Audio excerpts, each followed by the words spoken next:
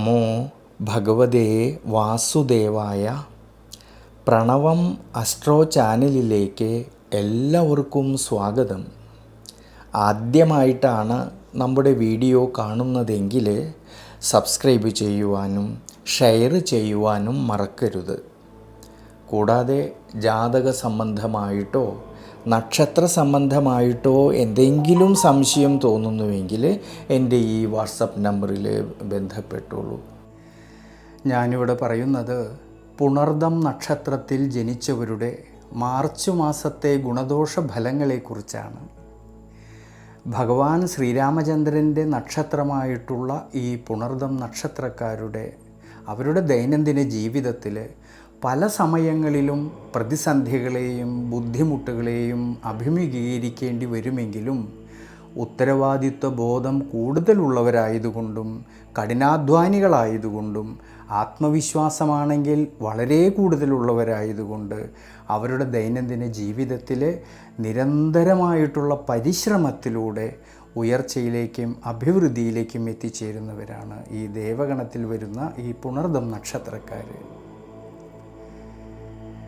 മിഥുനം രാശിയിൽ 45 നാഴികയും കർക്കിടകം രാശിയിലാണെങ്കിൽ 15 നാഴികയും കൂടിച്ചേരുന്ന ദേവഗണത്തിൽ വരുന്ന നക്ഷത്രമാണ് ഈ പുണർദം നക്ഷത്രം.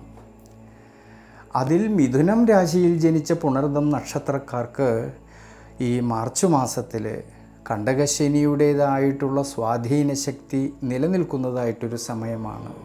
എങ്കിലും ജന്മരാശിയുടെ അധിപനായിരിക്കുന്ന ബുധൻ ഭാഗ്യസ്ഥാനത്ത് നിൽക്കുന്നതുകൊണ്ടും ജന്മരാശിയിലാണെങ്കിലോ സർവേശ്വരകാരകനായിരിക്കുന്ന ദേവഗുരുവായിട്ടുള്ള വ്യാഴം നിൽക്കുന്നതുകൊണ്ട് ആരോഗ്യപരമായിട്ട് ദൈനംദിന ജീവിതത്തിൽ അഭിവൃദ്ധിക്കും ഉയർച്ചയും എല്ലാം കാണുന്ന സമയമാണ് ഈ മാർച്ച് മാസത്തിൽ. തൊഴിൽപരമായിട്ടാണെങ്കിലും ധാരാളമായിട്ടുള്ള നേട്ടങ്ങൾ ഉണ്ടാകുന്നതായിട്ടൊരു സമയമാണ്.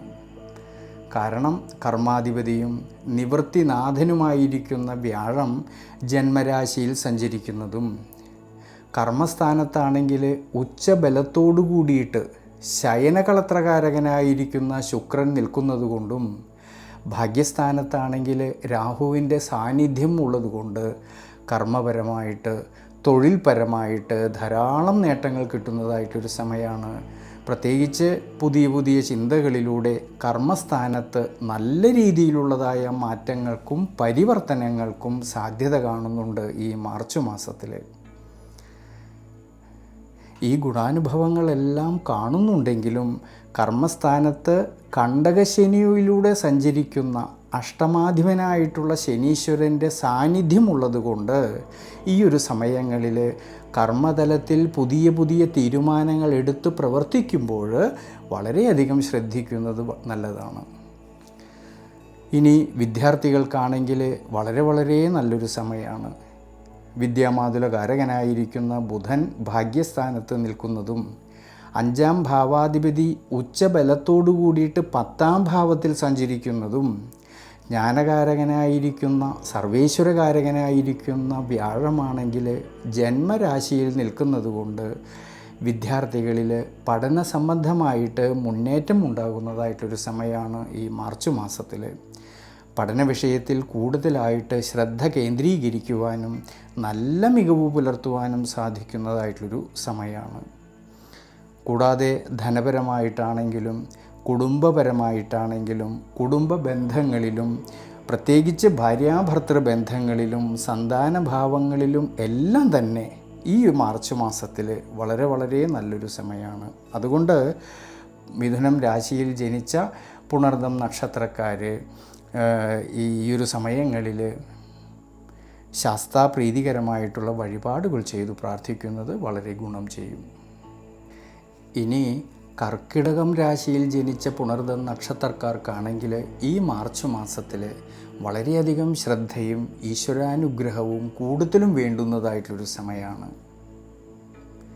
ബുധനും ചൊവ്വയ്ക്കും രാഹുവിനും എല്ലാം ഈ ഒരു സമയങ്ങളിൽ അഷ്ടമഭാവസ്ഥിതി വരുന്നതും സർവേശ്വരകാരകനായിരിക്കുന്ന വ്യാഴത്തിനാണെങ്കിൽ ദുരിതഭാവസ്ഥിതി വരുന്നതുകൊണ്ട് ഈ കർക്കിടകം രാശിയിൽ ജനിച്ചവരായിട്ടുള്ള പുണർദം നക്ഷത്രക്കാർ ഈ മാർച്ച് മാസത്തിൽ അവരുടെ ദൈനംദിന ജീവിതത്തിലും ആരോഗ്യ പരിപാലനത്തിലും കൂടുതലും ശ്രദ്ധിക്കണം.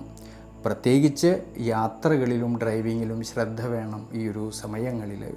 അതുകൊണ്ട് അനാവശ്യമായിട്ടുള്ള യാത്രകളെ കഴിവതും ഒഴിവാക്കുന്നത് നല്ലതാണ് ഈ ഒരു സമയങ്ങളിൽ. കർമ്മപരമായിട്ട് ശ്രദ്ധയോടുകൂടിയിട്ട് മുന്നോട്ട് പോകുമ്പോൾ കുറച്ചൊക്കെ നേട്ടങ്ങൾക്ക് സാധ്യത കാണുന്നുണ്ട്.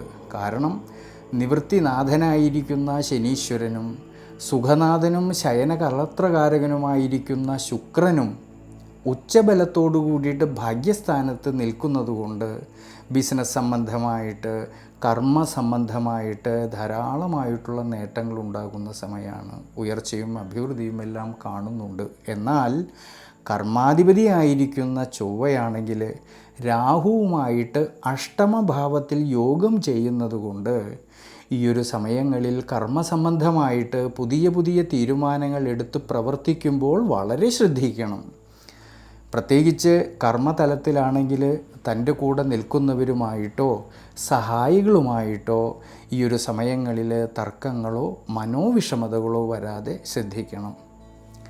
വിദ്യാർത്ഥികൾക്കും പഠനകാര്യങ്ങളിൽ കൂടുതൽ ശ്രദ്ധ വേണ്ടുന്ന സമയമാണ്. വിദ്യാമാതുലകാരകനായിരിക്കുന്ന ബുധനും 5ാം ഭാവനാഥനായിരിക്കുന്ന ചൊവ്വയ്ക്കും അഷ്ടമഭാവസ്ഥിതി വരുന്നതും ജ്ഞാനകാരകനായിരിക്കുന്ന വ്യാഴത്തിനാണെങ്കിൽ ഈ ഒരു സമയങ്ങളിൽ ദുരിതഭാവസ്ഥിതി വരുന്നത് കൊണ്ട് വിദ്യാർത്ഥികളിൽ അലസത വരാതെ ക്ഷീണം വരാതെ പ്രത്യേകം ശ്രദ്ധിക്കണം. ഈ ഒരു സമയങ്ങളിൽ കഠിനാധ്വാനം ചെയ്തു പഠിക്കുന്ന കാര്യങ്ങളിലേക്ക് കൂടുതലും ശ്രദ്ധ വേണ്ടുന്നതായിട്ടൊരു സമയമാണ്. ഇനി കുടുംബത്തിലാണെങ്കിലും കുടുംബ ബന്ധങ്ങളിലാണെങ്കിലും സന്താനഭാവങ്ങളിലാണെങ്കിലും ഈ ഒരു സമയങ്ങളിൽ മാനസികമായിട്ടുള്ള സമ്മർദ്ദങ്ങൾ വരാതെ നോക്കണം. അഭിപ്രായ ഭിന്നതകളോ തർക്കങ്ങളോ വരാതെ പ്രത്യേകം ശ്രദ്ധിക്കണം. ധനപരമായിട്ടാണെങ്കിൽ കൊടുക്കൽ വാങ്ങലുകളിലും നഷ്ടം വരാതെ നോക്കണം. അതുകൊണ്ട് കർക്കിടകം രാശിയിൽ ജനിച്ച പുണർദം നക്ഷത്രക്കാർ ഈ ഒരു സമയത്ത് വിഷ്ണു ക്ഷേത്രത്തിലെ ഭഗവാൻ അഷ്ടോത്തര മന്ത്രം കൊണ്ട് അർച്ചന ചെയ്തു പ്രാർത്ഥിക്കുന്നത് വളരെ ഗുണം ചെയ്യും.